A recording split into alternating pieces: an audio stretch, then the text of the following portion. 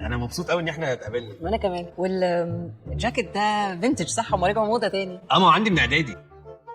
من اعدادي؟ ايوه. هو اه مفيهوش حاجه بايظه يعني، وبعدين ده لسه مقاسك. ما ماما كانت جايبه لي كبير عشان يكمل معايا. هو ناصحه قوي يعني، ومفيش حاجه فيه باظت ابدا. ما احنا كنا بنكيسه اول ما الشتاء يخلص نحطه في كيسه ونشيله تحت المول.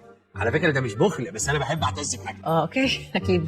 في حاجه عايز اقولها بس متردد يعني. تشربي حاجه؟ اكيد يا ريت. منير قولي. عايزه كابتشينو المنت.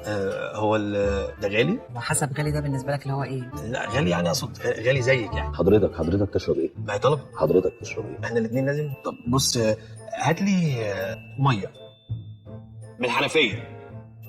مش بخل على فكره، بس اصل الميه من الحنفيه فيها املاح ومعادن مفيده. طبعا.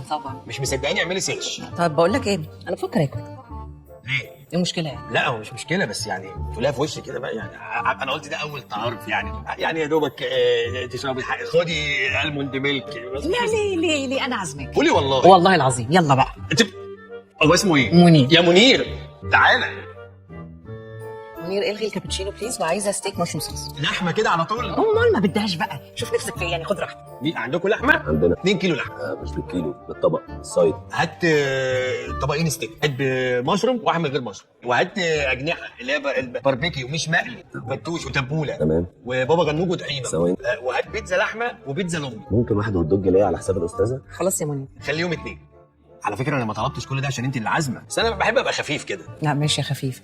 طيب انا هروح التواليت اظبط الميك اب بس واجي لك تاني. منير هات لي الهطل اللي طلبه بقى ده كله، ارفعه في النص. حساب الترابيزه اللي جنبي. الله يكون في عونك يا استاذه.